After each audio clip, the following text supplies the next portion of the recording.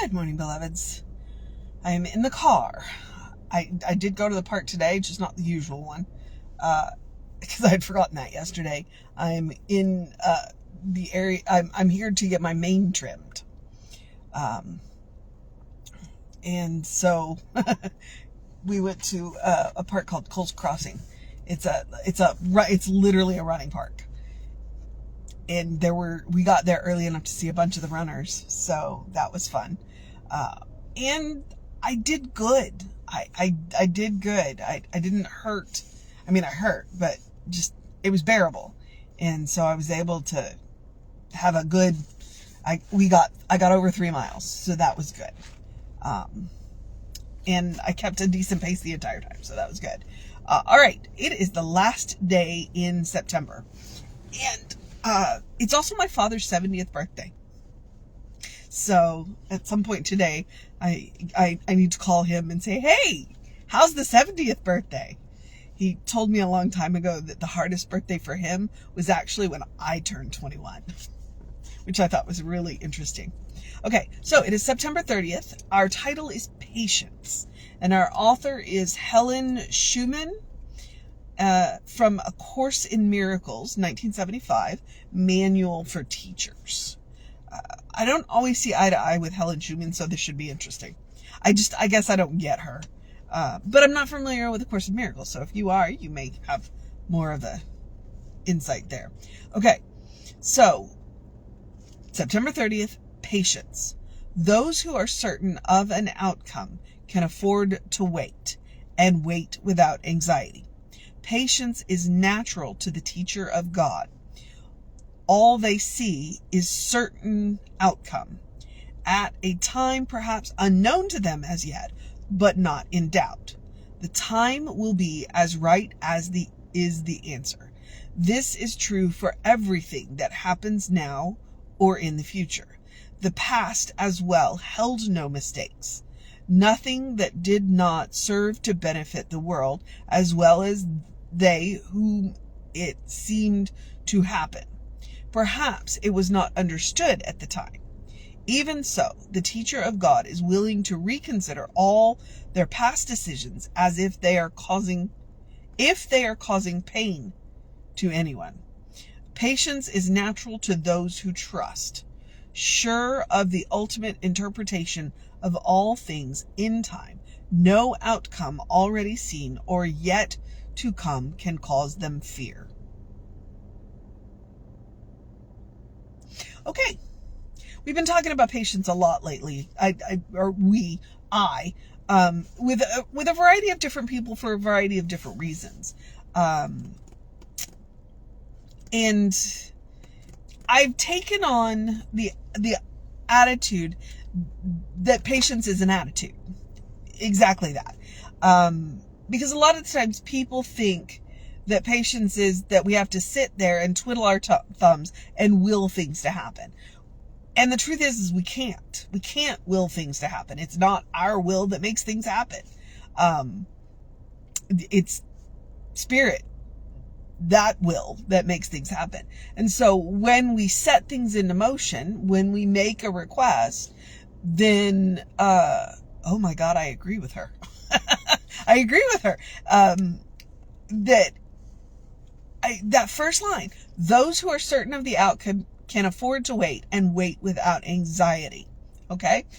When you make a request and you are making a request that is in alignment with spirit, then while as she says, the time may be unknown, you know that the request will be answered. And it may not be answered the way you expect it to. And that's the beautiful thing about when we do our job and don't limit spirit. Spirit will answer our requests in all of this, in this wonderful, infinite myriad of ways. And so that's what I said. Patience is what you do while you are waiting for whatever it is that you've asked for to happen. It's going out and doing other things, knowing that this is going to happen, so that you're not uprooting your plant, whatever it is that you have set into motion, that you've said, okay, this is what I want. And so what you do is you set it into motion and you do the regular maintenance that you need to do. Occasionally, you're guided to do things that will bring about what it is that you're waiting for. And you got to pay attention to that. But you're not sitting there, with your nose pressed up against the glass, watching the cake bake it's a good analogy. It's like, okay, so you've done all the prep work, you've baked the cake, or you've got the cake in the oven. While the cake is in the oven, there is literally nothing you can do to that cake. Nothing. So then what you do, then this is where patience comes in, you go and occupy yourself doing something else. Now, you could go and make icing for the cake. Okay? And see, that would be something that you are doing in preparation for when your request has been granted. It's a further step, so so you can still take action on what it is that you are waiting for, but you're not sitting there pressed up against the glass. You are going and making yourself useful doing something else. And that really is when I learned that secret to patience, because I joke, patience is a virtue and it's not one of mine. I'm not the most patient person. But what I have found is that I can do other things. It's like, okay, I've set this into motion. The time is unknown to me. It is literally in God's hands. And so now I'm going to go and do something else. And she said it, trust. I'm going to trust that it will happen in good time. Maybe not my time. And that's where my patience can run a little thin. Maybe it's not happening in my time, but it is going to happen. And I trust that it is going to happen. So, yeah, I think I completely agree with Helen Schueman today. Patience is natural to the teacher of God. Okay. I'm only gonna quibble with her here for the moment of to be a teacher of God, you have to cultivate patience. So maybe if you're not the most patient person, yeah. So, all they see is a certain outcome at a time perhaps unknown to them yet, but not in doubt. It is about trust. It is trusting that the universe always says yes. It may not look like what we expect it to look like, but the universe always says yes. There is, and she has this one line in here. This is the only place that I'm going to quibble with her. The past as well held no mistakes. Nothing that did not serve to benefit the world as well as they that it seemed to happen to. You know what? There are things that happen that I really wish wouldn't have happened. There are times that I do regret choices that I have made. And I understand that I probably wouldn't go back and change them, but I would do something different if I was presented the choice again. Because I would be who I was if I hadn't made the choices that I did, and if other people hadn't made the choices that affected me that did. But she does say that the teacher of God is willing to reconsider their past decisions if they are causing anyone pain. So, yeah. Patience is natural to those who trust. So, I would say the mission today, should we choose to accept it, and it's not going to be patience. The mission today, should we choose to accept it, is to work on our trust. Do we trust the universe? Do we trust God? Do we trust spirit? Do we trust that it is going to happen? That's what we can work on. And how do we work on that? Well, let's work on our relationship with spirit. Who is the God of our understanding? Is it who we have been taught through the variety of religions that we grew up in? Because I'm sorry, a couple of the things that they've taught me about the gods and the religions that I grew up in, no thank you, I'm not going to trust that. But that's not who God is. I have done the work to come to the God of my understanding. I have gone to the source of my own being. I have sat down in that meadow and said, show me who you are. Show me who you are. Show me who I am in relationship to you. And I have come to trust. Is it perfect? No. Is it whole? No. Is it complete? No. But is it a lot better than it was growing up? Oh yeah. I've had 50 years to work on this. And I've decided that the God of my understanding is trustworthy. The God that other people have taught me about, yeah, I get that. So that's, if we're going to work on our trust, that's what we have to do. Go back and work on the God of our understanding. Go back and meet the source of our being.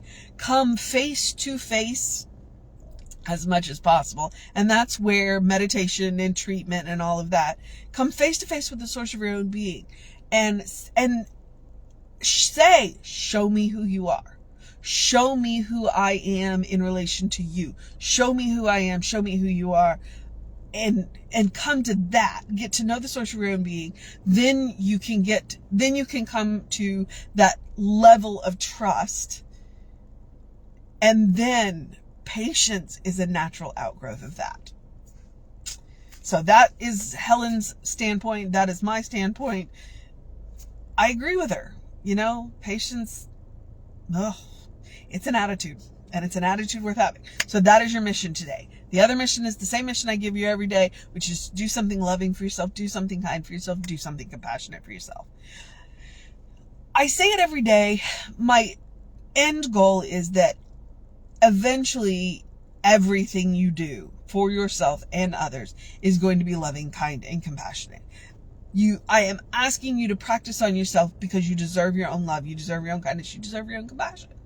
But I'm also encouraging you to create a lifestyle, not even just a habit, a lifestyle where you can respond, number one, instead of react, and you can respond lovingly, kindly, and compassionately no matter what happens, because you're plugged into an infinite source of love, kindness, and compassion. You're never going to run out of that love, kindness, and compassion because it's coming from an infinite source. It's not a finite resource, and that's the amazing thing. So when I say love, kindness, and compassion, it looks as simple as taking a deep breath before you speak. It looks like going to the source of your own being, going to God, going to spirit, going to the universe, and saying, show me who you are. And then show me who I am. And then being able to look in the mirror and see God looking back at you. And being able to look in the eyes of another living being and see God looking back at you. But it also looks like taking a walk. It looks like taking a nap. It looks like taking a break. It looks like saying no to something that is just really draining for you. And remembering that no is a complete sentence. It looks like saying yes to something that pushes you a little out of your comfort zone. And saying yes with a supportive community that will support you no matter what choices you make. It does look like learning to trust and practicing patience and, going and doing other things while you're waiting for things to happen. Yeah. You are your own best test subject. Practice on yourself. But you do deserve your own love, kindness, and compassion. All right. I'm also going to remind you, I like to say eat dessert first. That's one of the most loving, kind, and compassionate things you can do. I do say that for two reasons. One, I do believe that chocolate is the first step to fixing anything. But more importantly than that, what I realized when I say eat dessert first, your life is a special occasion. Don't save the good stuff. Wear the fancy clothes now. Use the fancy dishes more often. Go out of your way to make the ordinary extraordinary a little more often. Don't save those candles, those fancy, expensive candles until they're dusty and don't smell the way they did when you buy it. Burn them now. Write in the good notebooks now. Live your life now. Don't wait. Don't wait. And then I also want to remind you that joy is a quality of God. Therefore, joy is a quality of you. No matter what is happening in the world, no matter what is happening in your life, I encourage you to make room for joy. Okay? Doesn't matter what is going on in the world, you still deserve joy. So make room for that. All right. The rest of the suggestions are the basic self-care. Because that's what, when I say practice love, kindness, and compassion on yourself, that's what I'm talking about. I'm talking about self-care. When you're on an airplane and they say when the oxygen mask drops, you put it on yourself first and then you help your neighbor. Same thing here. You can't pour from an empty cup. You don't want your cup to be overflowing, because then there's no room for anything new, but you can't pour from an empty cup. So take care of yourself.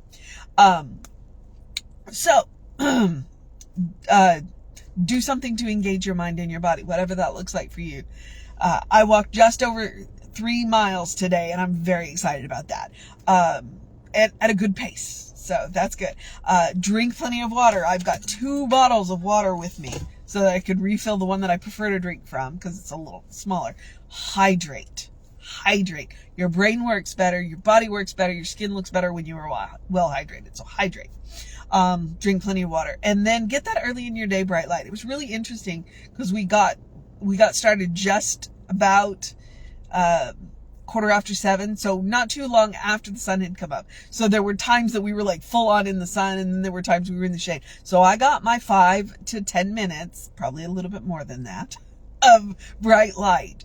From 7 to 9 in the morning, the sun hits the earth at just this right angle to get you vitamin D and reset those circadian rhythms. So please check that out. All right. And if you get up before the sun, artificial light will help too. But sunlight, yeah, I need that vitamin D. I do need that vitamin D. All right. And then I'm going to remind you, open the windows of your soul. Allow the breath of heaven to remind you, you do live in heaven right here, right now. It's all around us all the time because it's all from the same source. God is all there is. Okay. And that is my Ernest Holmes quote to remind you that heaven isn't a place.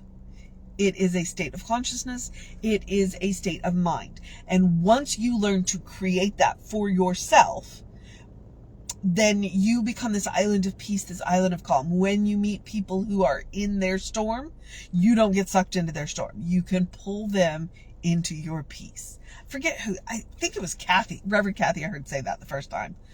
Kathy Mastriani. Pull them into your peace. Pull them into your peace. She's the queen of peace. So, if we want to create a world that works for everybody, the work starts with us. When we become that island of peace, that island of calm, then we give people a place to rest as they do their own work. We can't walk their path for them, but we can hold our light up so they can see where to put their feet. And that's what I'm talking about. So, and you can always take Emma's advice. Emma Curtis Hopkins, look for the good and praise it. Look for the good and praise it. The best way to find good, to multiply good, is to start looking for it. You start counting those blessings, and you will see things that you hadn't noticed before. So, random acts of kindness, acts of volunteer service, all of that. You want to change your grumpy mood? Go do something nice for somebody else. It works. It works. There's science behind it, but it works. I know, because I've done it. Okay. All right. Let me get serious here for a minute. And when am I ever serious? Right? Okay. I think I'm at the social media part. We are Creative Life Spiritual Center, Creative Life Spark. I'm the running Rev Ryan on the social medias that I am on. I encourage you to go and check out the media. I know that there are hours of content on both the YouTube channels and the Facebook channels. And I mean, if you go to either one of the YouTube channels, I read you my favorite Ernest Holmes book. I found out that this thing called You is not available on Audible, or, there's not an audio version. So I was like, well, I can read it to you. So it's on the YouTube channel. You can just go to the playlist, go look for the playlist that says this thing called You. And there's no commentary. I just read it. Okay. And if you want to know what's going on with the center, email info@creativelife.org. That'll get you on the constant contact. That way you'll know what's going on even when I don't. And the hot links are hot. If it says click here now, it'll take you right to, i.e., the Soul Session playlist. There's a link, and it takes you right to the Creative Life Spiritual Center playlist for the Soul Sessions. And that stuff's good. So go check it out. All right. I'm at the part where I get to encourage you to have a great day, a wondrous day, a fantastic day, a magical day, an enchanted day, a wonder-filled day, an awesome day, an amazing day, a work on our trust day, a learning patience as an attitude day, a becoming islands of peace day, a Good day. Some days I run out of adjectives before I'm ready. A good day. And if that is too much pressure, simply have a day. You are enough, just as you are. You are a beloved child of God. You are a brilliant light. You are a divine spark. You are spirit in motion. You are God in action. Or as Reverend Jesse likes to call us, you are a godly, in whom God is well pleased and well represented. Explore the truth of your being. Peel back the layers of who you have been told that you are, by society, by culture, by religion, by people that love you, by people that don't know you. Just peel all of that back. I said go to the meadow, sit at the feet of the source of your being, and ask them to show you who you are. Explore that truth. Explore who you are. Explore who God knows you to be. Because I can promise you that that person is really cool, amazing, good. Go get that truth. And then forget everything else. Just simply come to know who you are. All right. Reverend David should be on around 5 p.m. with you. I will be back with you around 9 a.m. tomorrow. Since today's Saturday and tomorrow's Sunday, we'll have an amazing service for you at 11 right here on Facebook Live. If you're watching this on YouTube channel, well, it'll be up on YouTube Sunday night. I promise you. I try and get it up every night, every Sunday night. All right, beloveds, take care of yourself. Know that you are loved, and I will see you next time.